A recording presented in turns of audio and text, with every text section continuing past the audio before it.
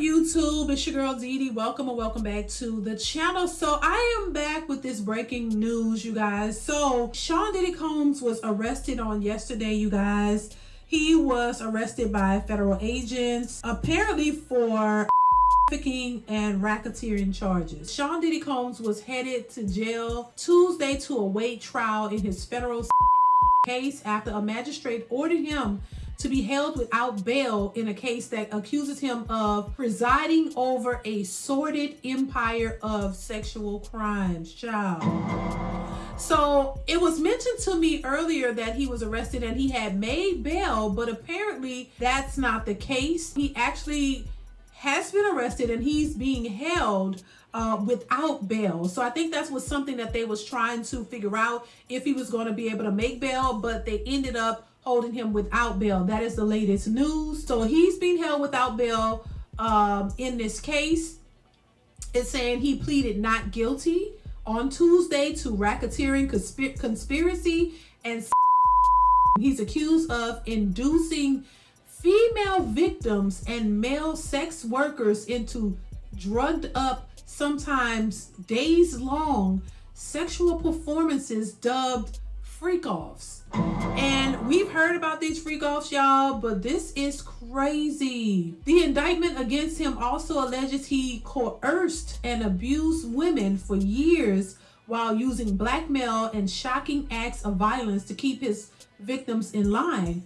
It refers obliquely to an attack on his former girlfriend, of course, Cassie, that was captured on video. And you guys remember that video where he was running down the hall after her and he drugged this girl and kicked her and all of that. That was horrible. They're also saying that Cassie is working closely to this case as well. And before I proceed with this article, also, I don't know if you guys are familiar with Diddy Kane, the group Diddy Kane, who was under Puffy's management or whatever, his label, where Don Richard from that group is also suing him for similar abuse. And there's some other cases as well. So there were some people who were speculating that he would probably not go to jail, but baby, it's looking a bit different now. Prosecutors wanted him arrested, right? They're saying his attorneys proposed that he be released on a $50 million bond to home detention with electronic monitoring.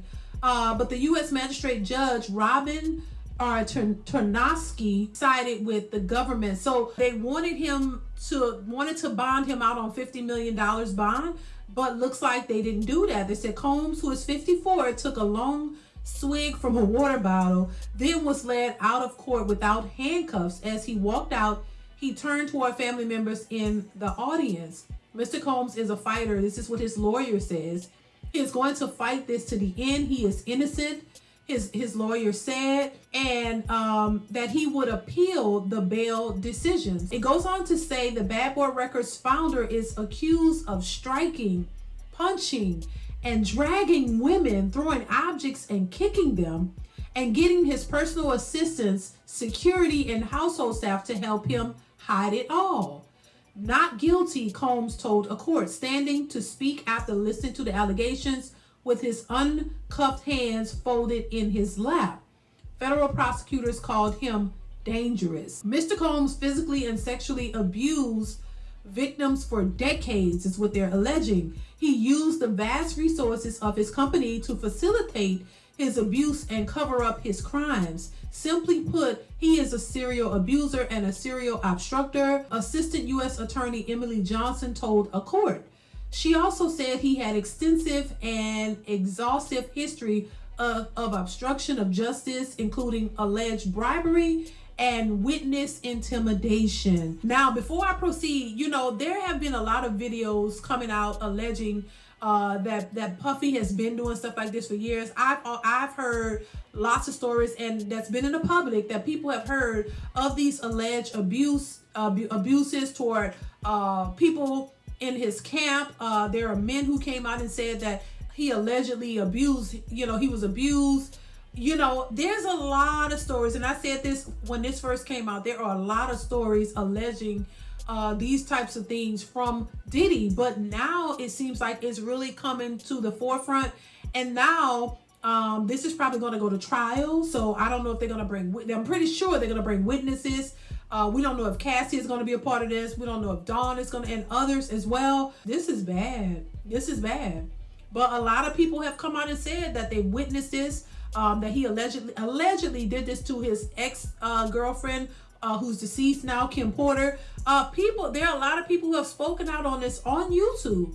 And now we're seeing it all unfold in real time. Combs was not a perfect person. They're saying he allegedly used drugs and had been in toxic relationships, but was getting treatment and therapy. This is what they're allegedly saying. The evidence in this case is extremely problematic. They're saying he maintained that the case stemmed from one long-term consensual relationship that faltered amid infidelity. He didn't name the woman, but the details match those of Combs' decade-long involvement with Cassie, whose legal name is Cassandra Ventura. The freak-offs were an expansion of that relationship and not coercive. So it was a expansion of the relationship, that people weren't coerced to do it, but it was part of the deal. Is that what he's saying? He's saying, is it not if everybody wants to be there, arguing that authorities were intruding on his client's private life.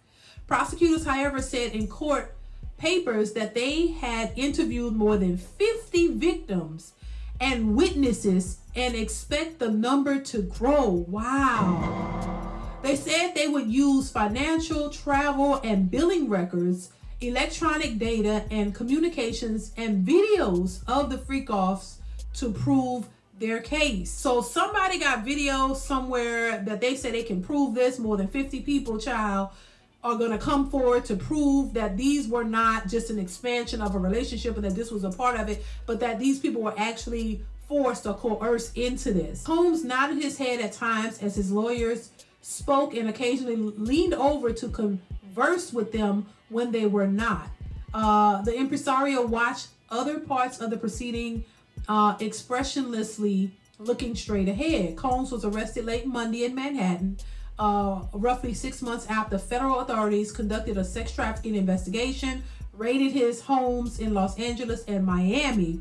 A conviction on every charge in the indictment would require a mandatory 15 years in prison and the possibility of a life sentence. The indictment describes Combs as the head of a criminal enterprise that engaged or attempted to engage in forced labor, interstate transportation for purposes of drug offenses, kidnapping, arson, robbery, and obstruction of justice. Combs and his associates wielded his power and prestige to intimidate and lure women into his orbit, often under the pretense of a romantic relationship, the indictment says. So what about them? Are they included in this? So the people who actually participated, are they subjected to any jail time or charges? Because I think they should. He had help doing this. If this is all allegedly the truth, they should be indicted as well. It says he then would use force, threats, and coercion to get the women to engage with male sex workers in the freak-offs. Elaborate and produced sex performances that Combs arranged, directed, during, and often recorded, creating dozens of videos. He sometimes arranged to fly the women in and ensured their participation by procuring and providing drugs, controlling their careers, leveraging his financial support, and using intimidation and violence, according to the indictment.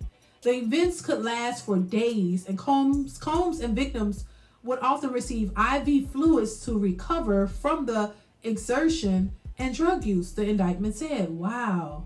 It said his employees facilitated freak-offs by arranging travel, booking hotel rooms, stocking them with such supplies as drugs and baby oil, scheduling the delivery of IV fluids, and cleaning the rooms afterward. Child. During the searches of Combs' homes earlier this year, law enforcement seized narcotics, videos of the freak-offs, and more than 1,000 bottles of baby oil and lubricant, according to the prosecutors. They said agents also seized and ammunition, including 3 with defaced serial numbers, 2 of them broken into parts in his bedroom closet in Miami. Combs' lawyer said his client didn't own at his home, noting that he employs a security company. The indictment portrays Combs as a violent man who and shoved people, hit and kicked victims, and sometimes dragged them by the hair, causing injuries that often took days or weeks to heal. His employees and associates sometimes witnessed his violence and kept victims from leaving or tracked down those who tried, the indictment said. It also alleges that Combs sometimes kept videos of victims engaging in sex acts and used the recordings as collateral to ensure the women's continued obedience and silence.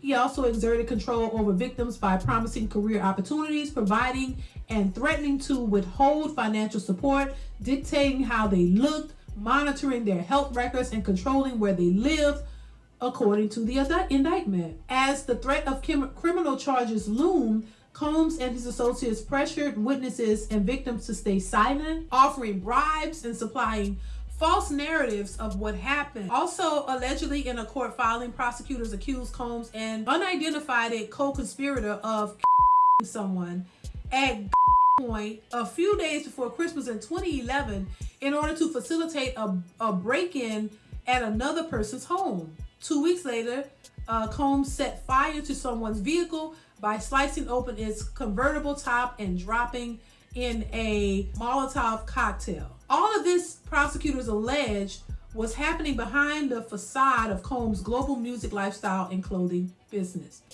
A year ago, Sean Combs stood in Times Square and was handed a key to New York City. Today, he's been indicted and will face justice, Manhattan-based U.S. Attorney Damian Williams said at a news conference on Tuesday.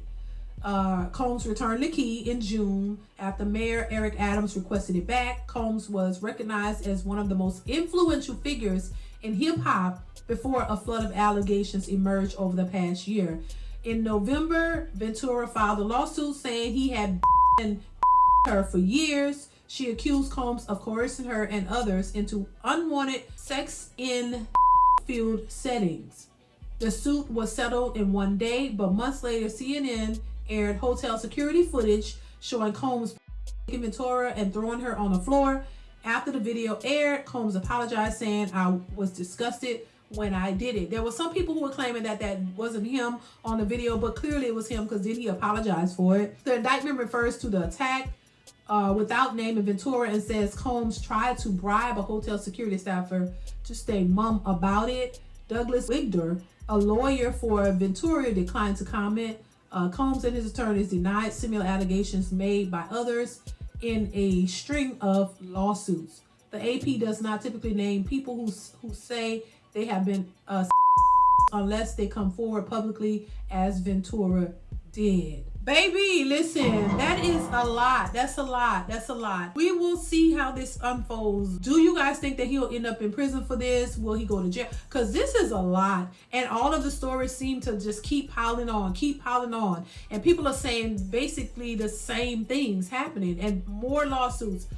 There was a guy who's already in jail who sued him and won. I think it was $100 million lawsuit that he allegedly won from prison. Then we have Don Richard, who is also suing him, and many others. So this is going to be interesting to see all this unfold, and the people who are lined up to probably tell their stories, child. A lot is going to come out. Comment down below, y'all. Let me know what you think of this whole situation. This is not looking good. Do you think he's going to get off? Do you believe that all this happened, or do you think this is a setup?